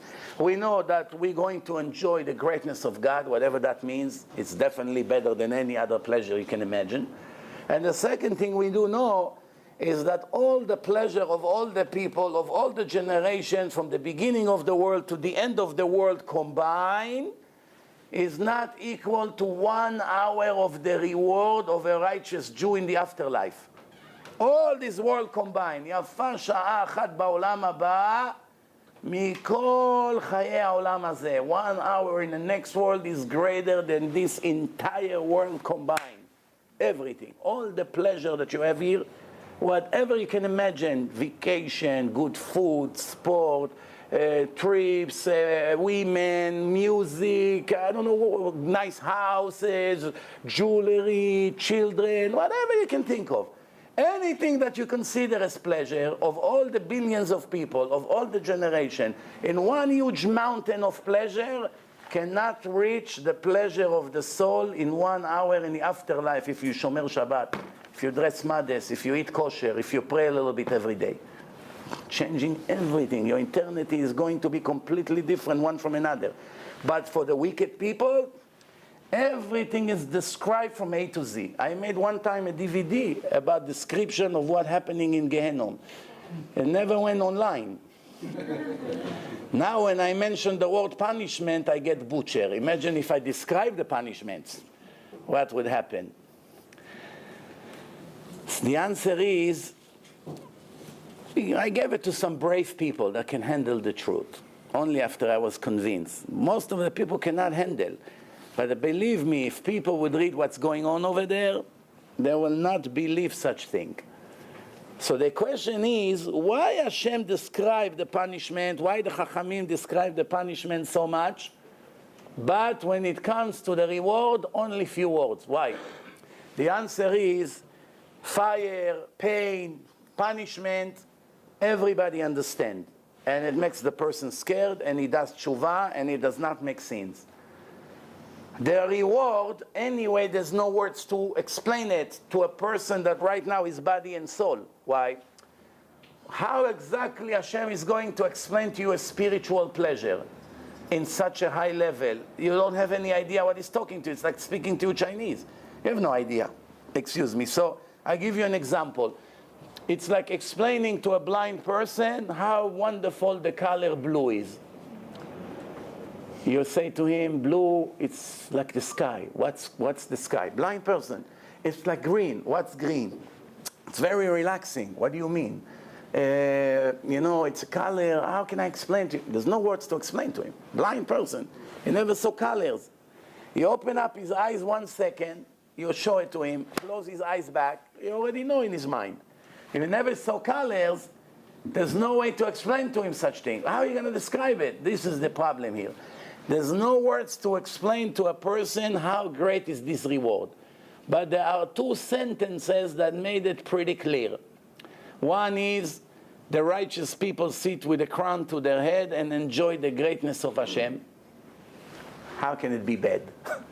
Enjoying the greatness of Hashem. Miziv Shechina, it's like someone is licking the honey from the fruit. Ziv Shechina. And the second thing is what I just said. All the reward of all the people cannot be combined to 1 hour of your reward if you be righteous. How can you go wrong? What can go wrong? So the Torah says, "Ve'achaltem lachmechem lasova." You'll be full. You eat little bit, and you already be full. From here we learn that to eat a lot is not a blessing. Sometimes a person says, Baruch Hashem, Hashem made me rich. I eat good. 500 pounds, like this. He walks. You know, he can't even reach the edge of his belly. But he's happy. Why, Moshe? Why diet? I love to eat all day. But the Torah doesn't say it. The Torah says you will eat very little and it will be blessed in your stomach. 8 hours later, you're full. Meaning to eat a lot is not a good thing. Here from the Torah. Because if it was good, then why are you getting blessed after 2 bites you're full? It's not good. You're not enjoying the food. So from here you see, to eat as less as possible, it's a blessing. To eat too much, it's a curse. It's not. Same thing, let me ask you a question. To change your clothes, it's a blessing or a curse? If you sweat and smell, of course you must change your clothes. But my question to you is, in the Torah, do you think Hashem is interested that the Jews will change every day a suit, every day something new, or no? What do you think? No.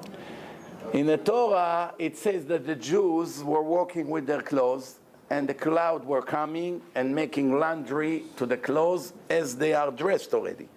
They don't ever need it, never smell. It always have beautiful, wet clean, dry clean. Everything's beautiful. So Hashem says, when Hashem wanted to brag about all the greatness that He did to us in the desert and how much we owe Him, one of the things He was bragging about is 40 years I did not bother you to change your clothes. Imagine you come to a woman today, Flatbush, Borough Park, Long Island, doesn't matter. You say, Miriam, Hannah, Sarah, I have news for you. From now on, you have a little shot you get, you will never sweat, your body will never smell, and you will never have to change your outfit for the next 40 years. So you're crazy? What am I going to do with all the closets full of things? Every day I buy something new. What? You mean no more shopping? Forget about it. And if you tell her you cannot buy shoes, I want get right now, not tomorrow.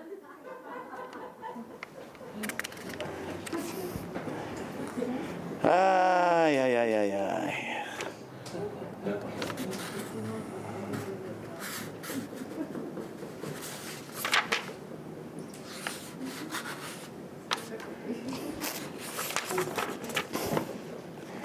Now,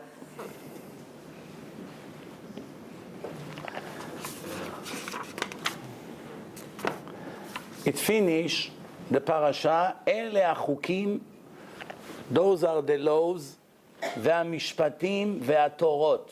Those are the laws and the sentences and the Torahs, plural. Torahs, Torot. Torot in Hebrew means more than one. 2. Which Torah? Torah שבכתב, Torah שבעל פה. Oral Torah, written Torah.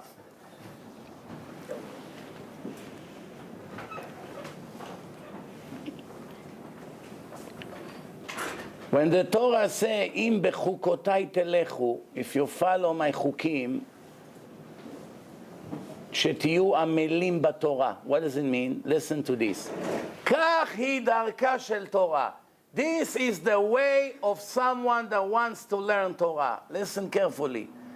פת במלח תאכל, bread with salt you will eat. No sushi, no steaks. Michael, no sushi. פת במלח תאכל.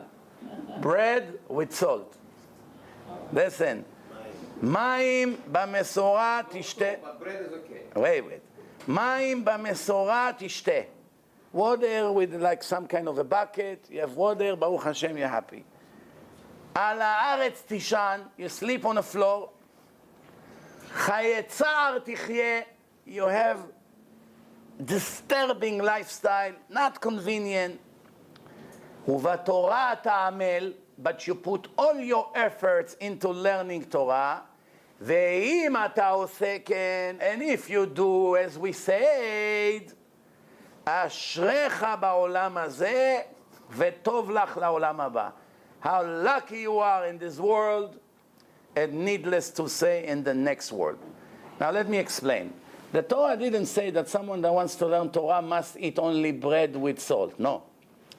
That he is ready, if that's the only way he can learn Torah, and the yeshiva, they serve bread and just bread with salt, that shouldn't be the reason he would not go there. It's only water there and no Coca-Cola and no squeeze orange juice with drop of vodka, Rabbi. So how am I going to come to the yeshiva? Well, you don't have whiskey a little bit? Ma? To relax from all day? Okay, I don't come. No air condition. Yes, air condition. Yes, good food. No good food. You're ready to live with bread and salt, with water, nothing else. You no bed. You sleep on the floor. You live difficult life. You put all your life in the Torah. How lucky you are in this world, and needless to say, for the next world. Now, I want to ask you a question. How lucky you are for the next world, we already understand. We know. Everything is for the next world. But what does it mean, how lucky you are in this world? Who wants to eat bread with salt all his life? Drinking only water from the faucet? Water from the faucet? 99% of the Jews refuse to drink. You're drinking from the faucet, Rabbi? They found bugs in it. You're drinking from the faucet? What happened? Did I kill someone? I missed something here? I don't want to tell you the taste of the water when I was a kid in Israel. You saw it coming brown from the faucet, and there was no water in bottles. No one thought about this idea yet, 40 years ago. Especially when I used to go to my grandmother. She lived in an old neighborhood. The pipes were from the time of the Turks. So when the water came, oof, it was so sour, horrible. There's nothing else to drink. When the Israelis go to India, sometimes they don't have water in bottles. Do you know how the water in India? Poison is sweet compared to the water there. And the glasses are made also from sand. Only bottles they buy. The parts in the world, that's what you drink. What do you think you drink? So the point is, okay, I understand why you're lucky in the next world, but why it say, Ashrecha ba'olam hazeh? What? What kind of life is this? Ashray ba'olam hazeh. What do I have in this life? Well, a slave eats better than me. The answer, Habibi, this is Torah. Torah say if you have two options in your life, to eat caviar, to eat steaks all day, fish, this, that, vegetable, all kinds of things. This one, that one, well done, this one. Or simple food, down to earth, just let me eat, be healthy and finish. This life is much better. Why? The more you spoil yourself, the less connection to the Torah you're going to have. One comes on the expense of the other. They cannot go together. You eat steaks with a fork and knife, wow, $80 steak. And then you think you're going to understand the Gemara and be a big chacham?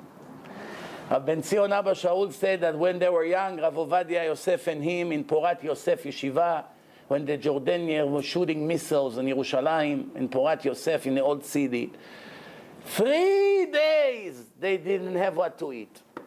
He remembered this as it was yesterday, that 3 days all they heard in the yeshiva, the stomach is grinding from everywhere, like frogs. 3 days, everyone was learning, not one complaint. When the Ashkenazim escaped from Europe to China, to Mir Yeshiva there, the Mir Yeshiva, they escaped. The heat and the humidity in China, words can't describe it. They could faint. They couldn't resist. So the rabbi said to them, I allow you to take the shirts off and lay on the floor, because the floor is always cold there, because it's made from stone. Otherwise, they couldn't learn. So imagine these big chachamim were laying on the floor with no shirt and learning by they sleeping that they're not going to faint, that they'll be able to learn. That was the only way to learn. A son of one of the rabbis that was there in China told it to me personally, that his father told him that sometimes there were hot days like this. That's how much they gave for the Torah, not to stop learning. People who think that you can become a giant chacham, smoking cigar, drinking good scotch, wearing $10,000 suit, driving a Bentley, having a private jet, and at the same time become Rav Ovadia or Rav Eliashiv or Rav Steinman, you are living in such a dream. There's no words can describe in what dream you're living. The only way to have strong, established connection to Hashem is to be down to earth. Simple, down to earth, no fancy schmancy, jewelry, tons of makeup, purple, pink, yellow. That's not Hashem, Habibi. Hashem, you heard, pat v'melach, bread with salt, the best. Water, the best, not Coca-Cola. No, I cannot drink water. Has to be something in it. Mix it with Coca-Cola. No, Rabbi, come on, look at the kids. I need it, please, Abba, I need it. No, you don't need it, you want it. Okay, so I want it, but give it to me already. Please. He doesn't get it, what does he do? Run to his mother right away. She will already go behind your back and give him the ice cream. Yeah? We're not on the same level as back then. No, it's applying for today. What do you think? Today, it applies today. What? It's hard to get to that. You have to understand. There's one thing to know Torah. There's one thing to learn Torah. But to be a big Talmid Chacham, somebody very serious, this is the condition.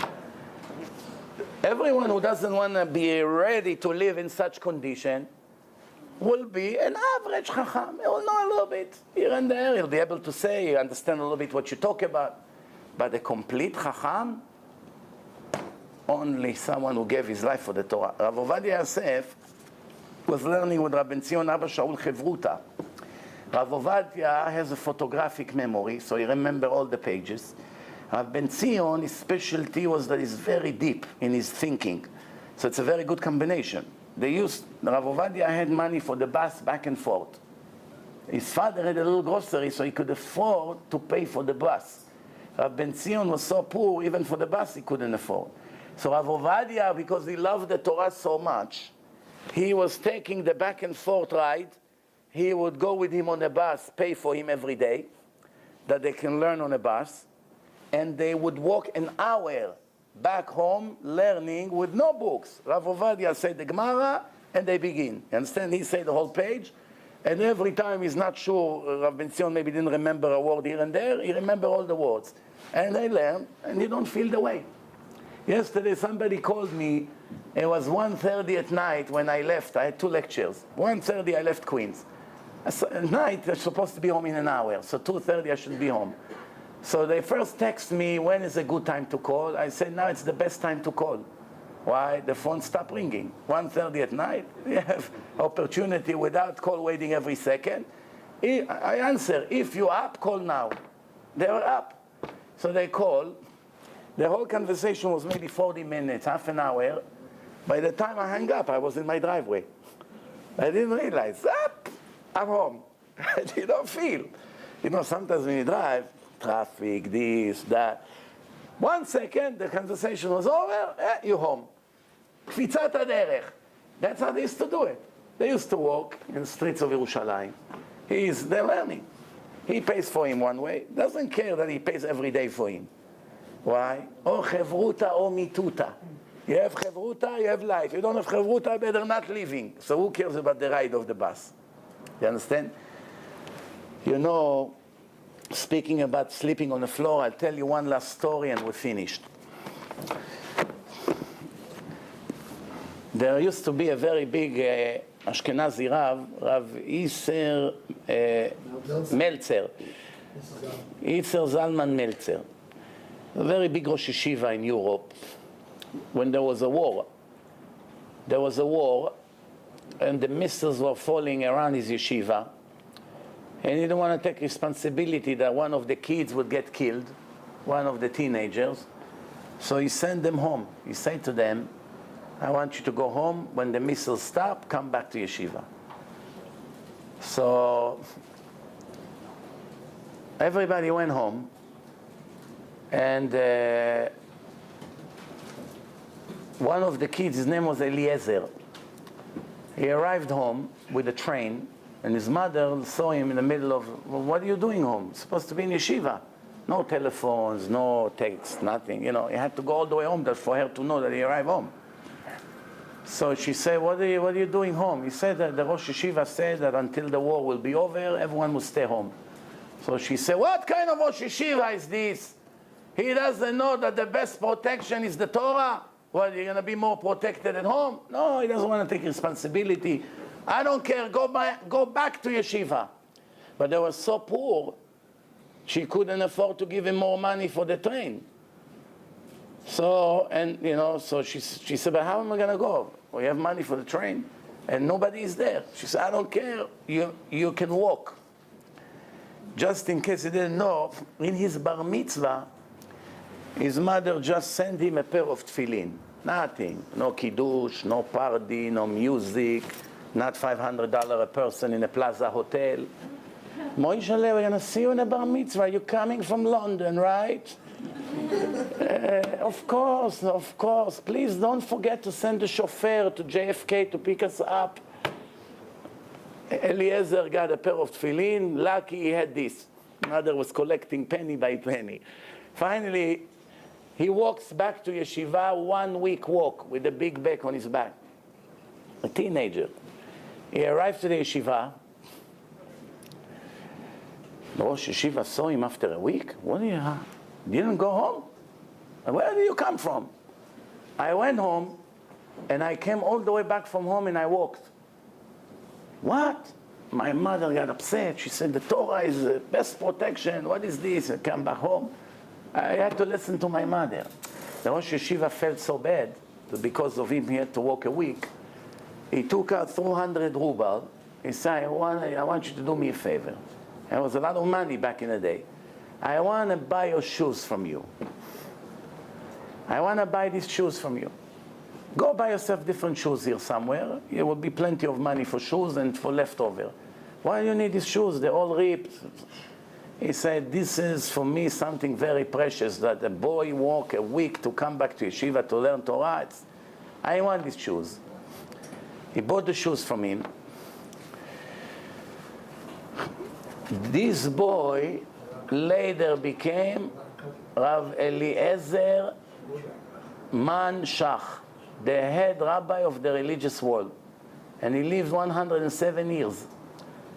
And the shoes went to Rav Kotler from Lakewood Yeshiva, that was married into, I think, to the daughter of Rav Iser Zalman. There's some kind of a connection there in the family.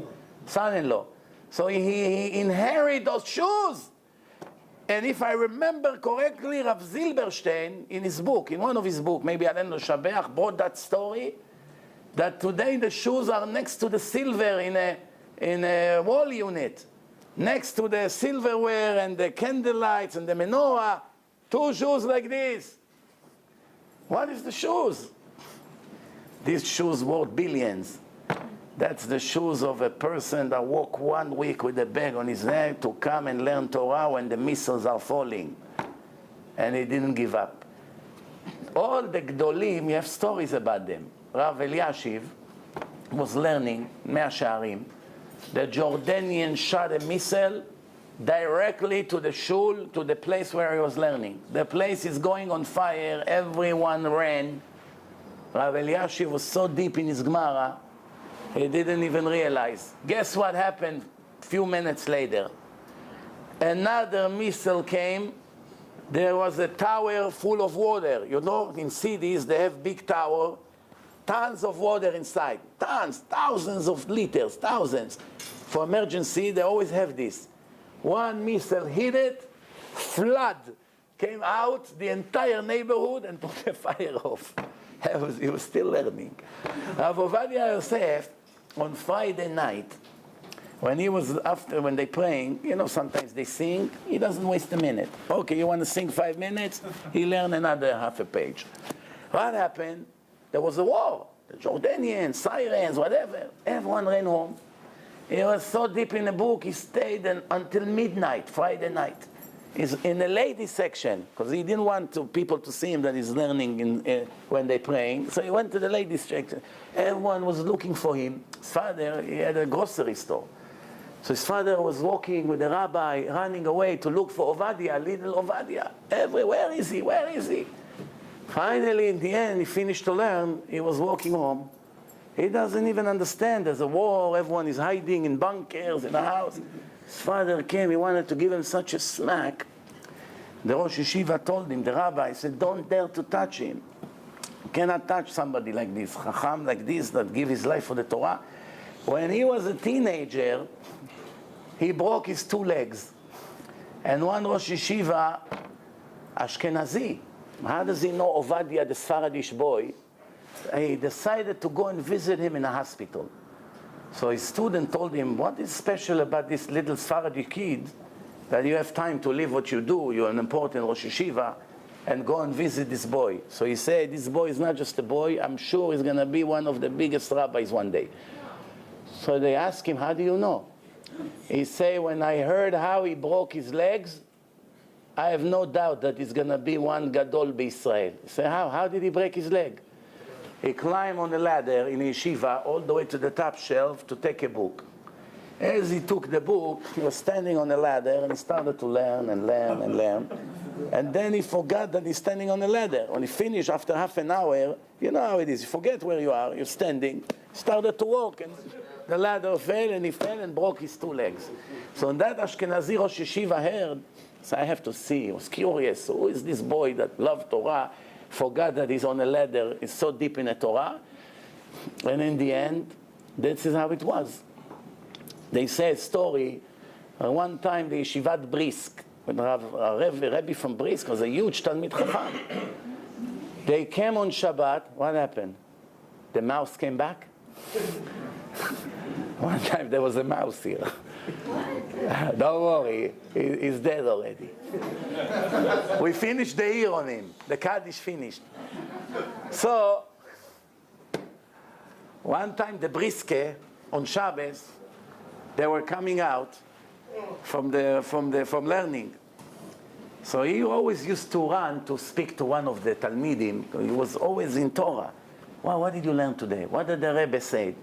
So he said, we have a very big kashya, such a hard question. For 3 days we're trying to find out. I was telling him, I was 18 years old. He said, what kind of kashya is this? This is an Yerushalmi. Yerushalmi, for 3 days we try to find the answer. He said, I'll show you, it's Yerushalmi, it's clearly over there. He went to showing Gemara in Yerushalmi, they couldn't believe it. The control that he had to be a judge in a court when you're 20-something years old, it's not so simple. That means you learn a lot of Torah already.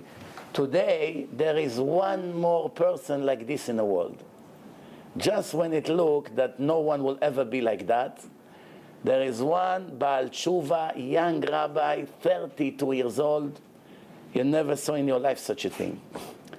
Every page in a Gemara, every page in a Rambam, every page in Shulchan Aruch, every page in a Zohar, every page in any book you ever heard the name of it, he knows by heart. Do you believe me or no? You don't have to believe me. All you have to do is to listen to one of his lectures and you know what I'm talking about. His name, Rabbi Meir Eliyahu. Remember this name? Already, in my humble opinion, he already know what rabbis 100 years old knows. I'm talking the biggest rabbis in the world. He already know. He has photographic memory. In one lecture that he gives maybe 100 different sources in average lecture. spontaneously. He does not prepare anything. Anything you ask, he will give you. Over here, it's like this, tak, tak, tak. You cannot keep up. Tak, tak, tak, like machine guns. Speaks faster than machine gun. You know how machine gun shoot? Ta, ta, ta, ta, ta. Sometimes he has speeding urges. Ta, ta, ta, ta, ta, ta. You need to rewind it 5 times to understand what he was saying. The brain is faster than the mouth. So the Jewish nation have some future, after all. It's one thing, it's a gift from Shamayim, you have such a memory. But I was always wondering how he became like this. So this week, I had a lecture with him, last week, together here in Queens. He spoke, and then I had a lecture somewhere else, and I arrived. So the person that knew him from the time he was a rabbi in Florida, he told me one time I went to his room, and I saw on the wall hundreds of stickers. All day stands by the wall, testing himself, like this. A person gives his life for the Torah, Hashem opens up the head. 12 years, Baal Tshuva, 12 years, he already know everything Rav Ovadia knew, he knows this boy. 32 years old, just recently got married. You never saw, I'm telling you never saw such thing. Incredible. Phenomenal memory. And you know what it is, when you see somebody like that, then you know how much the brain of the human being is capable of. Yeah, how to believe such thing. But just to remember all the pages and to know every page by heart, still to have to sweat many, many years to know how to answer questions, you need experience. It takes time.